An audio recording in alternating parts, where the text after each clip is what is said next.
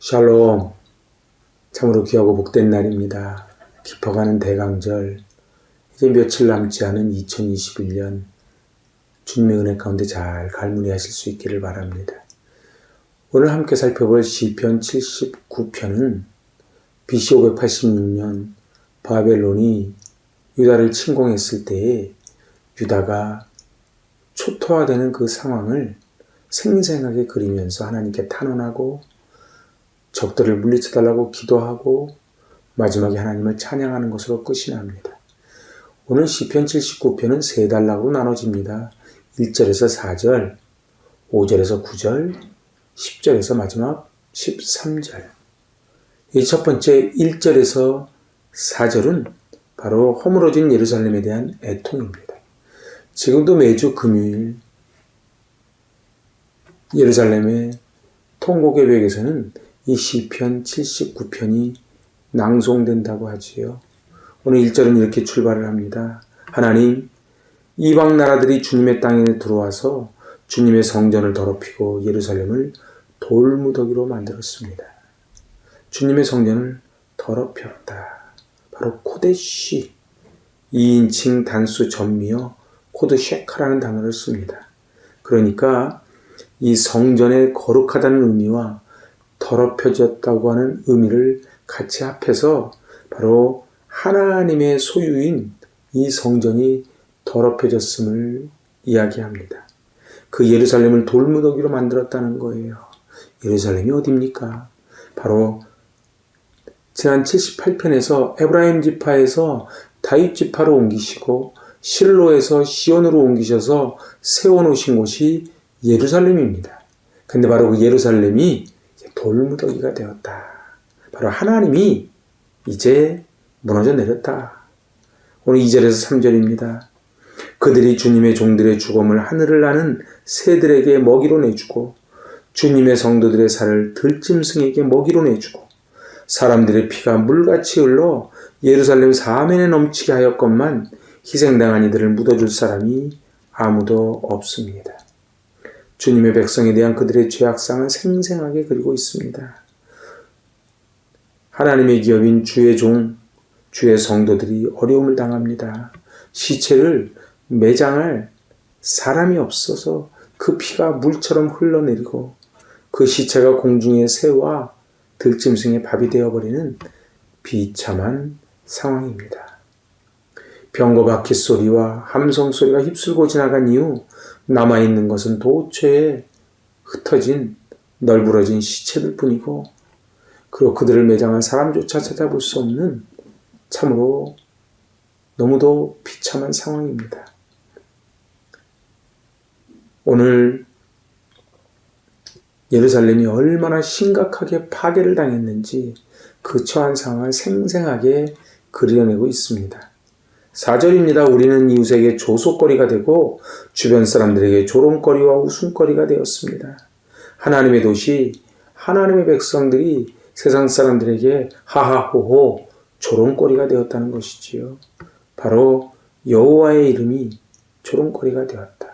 여기서 조소소리, 조롱소리, 웃음소리 3중 반복 표현을 씁니다.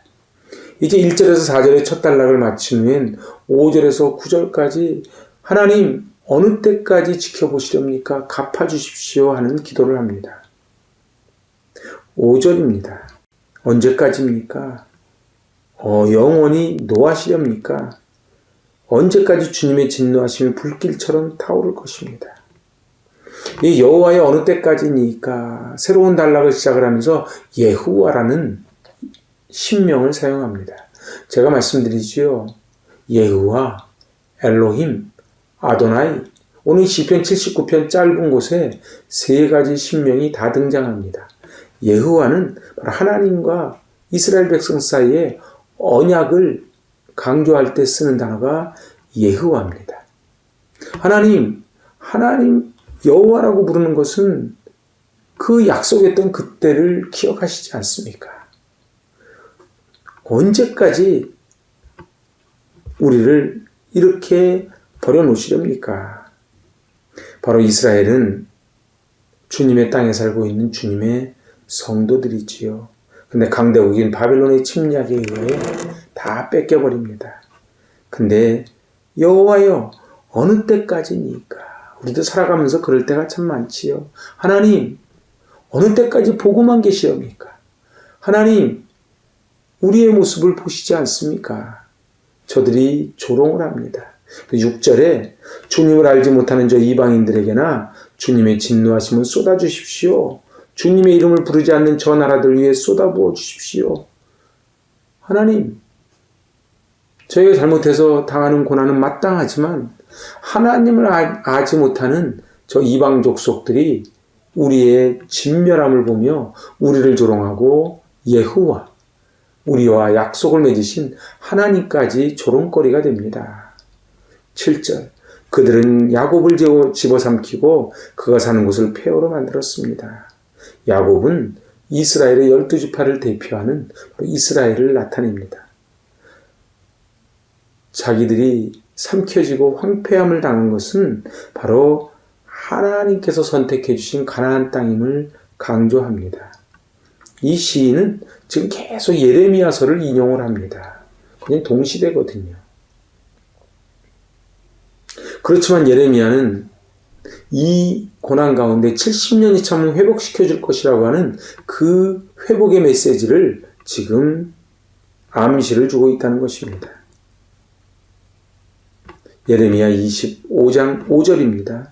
그가 이르시기를 너희는 각자의 악한 길과 악행을 버리고 돌아오라. 그리하면 나 여호와가 너희와 너희 조상들에게 영원부터 영원까지 준 그 땅에 살리라. 지금 이 희망의 메시지, 회개의 메시지를 떠올리면서 지금 예언을 하고 있는 것입니다. 오늘 예루살렘은 회파되었고 이제 사람들은 다 쓰러져 버렸지요. 오늘 하나님의 이름을 부르며 의뢰하지만 저들은 고통의 정중앙을 통과합니다. 바벨론의 마르둑보다 능력이 없질 않으신 하나님 어찌 보고만 계십니까? 그래서 8절에 우리 조상의 죄악을 기억하여 우리에게 돌리지 마십시오. 주님의 긍휼하심으로 어서 빨리 우리를 영접하여 주십시오. 우리가 아주 비천하게 되었습니다. 주님의 긍휼하심으로. 바로 긍휼은 라함이라 그랬지요.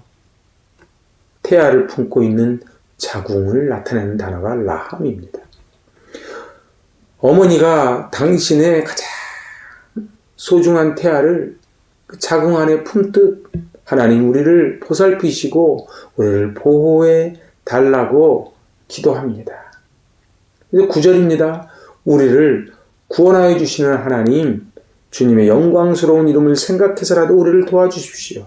주님의 명성을 생각해서라도 우리를 건져주시고 우리의 죄를 용서하여 주십시오. 하나님, 저희는 죽어 마땅하지만 하나님의 이름이 저 이방 사람들에게 더럽혀지는 것을 제가 보니 너무 마음이 아픕니다. 하나님의 영광을 위해서라도 우리를 건져 주십시오.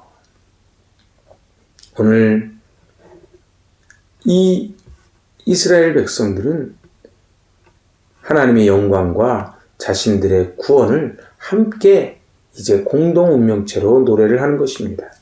이제 마지막 단락 10절에서 13절은 선민의 보존과 원수들을 향한 하나님의 복수를 탄원하는 내용입니다.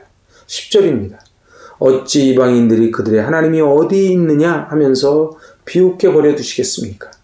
주님의 종들이 흘린 피를 주님께서 갚아주신다는 것을 우리가 보는 앞에서 이방인들에게 알려주십시오. 이 이방 나라들이 자신들뿐만이 아니고 하나님을 조롱하는 모습을 보며 더 이상이 참담한 상황이 되면 안 된다고 하는 것을 그래서 속히 하나님 구원을 베풀어 달라고 간구합니다.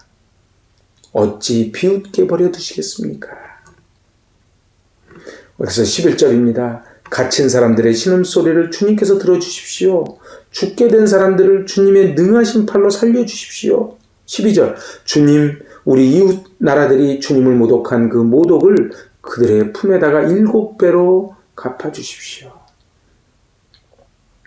이제 하나님을 부인하고 이 고난이 이 정도 되면은 떠나버리기 일쑤인데 저들은 산산조각 났음에도 불구하고 이제 하나님의 능력이 없음이 아니고 저희들의 불순종 때문에 이런 일을 자초했사오니 주님 이제 우리의 신음소리를 들어주시고 회복시켜주시고 능하신 팔로 살려주시고 저들을 7배나 완전수지요 7배나 갚아달라고 그럽니다. 여기서는 쓰는 신명이 엘로힘 바로 예흐와 구약에 나와 있는 하나님의 신명 3가지 중에 엘로힘 예흐와를 썼고 지금 이곳에서는 아도나이를 씁니다. 아도나이는 나의 주인, 하나님과 선민 사이의 친밀한 관계를 나타낼 때 쓰는 단어가 아도나이입니다. 하나님은 저희의 주인 되시고 저희는 주님의 참 백성입니다. 하나님이 목자 되시고 저희가 양이오니 하나님께서 기가 막히게 웅덩이에서 건져주시고 그리고 우겨쌈을 당해도 해를 당하지 않는 것은 하나님의 지팡이와 막대기가 나를 안위하시고 붙잡아 주심을 믿기 때문입니다. 이렇게 노래합니다. 이제 마지막 13절은 참 놀라운 고백을 합니다. 그때 주님의 백성, 주님께서 기르시는 양떼인 우리가 주님께 영원히 찬양, 감사를 드리렵니다.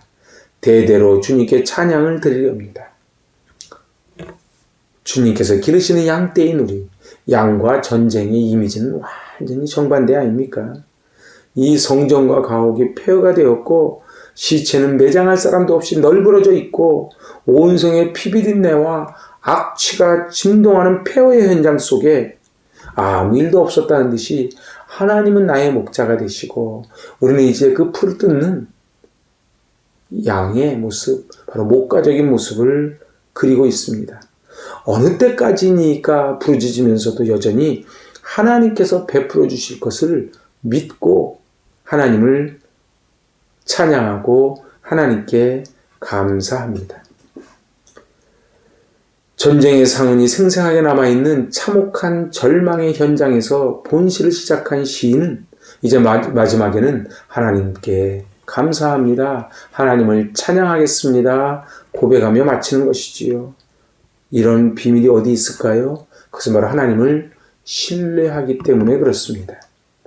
요한복음 14장 13절에 너희가 내 이름으로 무엇을 구하든지 내가 행하리니 이는 아버지로 하여금 아들로 말미암아 영광을 받으시게 하려 함이라. 아멘. 그렇습니다.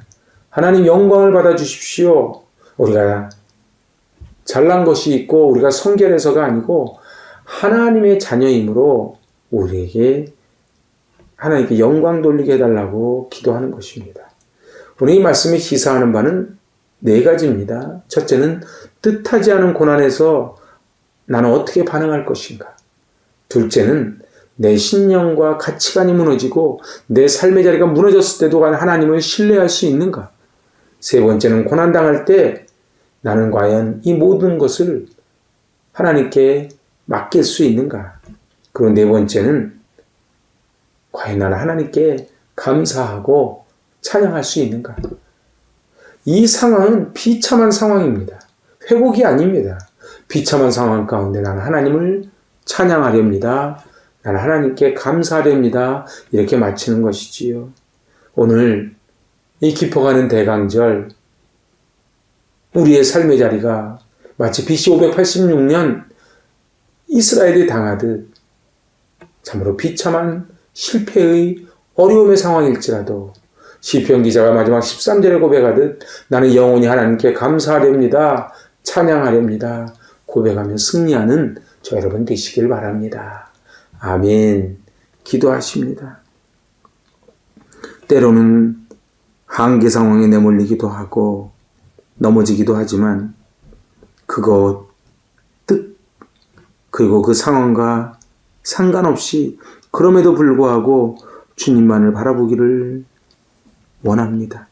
하나님 아버지, 참으로 비참한 이스라엘의 현실 앞에 하나님을 찬양하고 감사로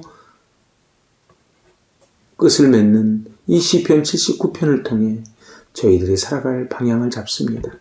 주님, 코로나 확진으로 인하여 이 나라 이 민족에 어려움이 있습니다. 세계적으로 큰 어려움이 있습니다. 다시 이제 모임이 제한이 되고 많은 사람들이 코로나로 인하여 두려워합니다. 하나님, 저희들에게 평안을 주시고 기쁨을 주시고 참으로 저희들의 죄를 자복하게 하여 주시고 겸손히 엎드려 주님 바라보며 선불감사로 승리하게 하여 주시옵소서. 예수님의 이름으로 감사하며 기도하옵나이다. 아멘. 샬롬. 주님 손 꽉 붙잡고 승리하실 수 있기를 바랍니다. 아멘.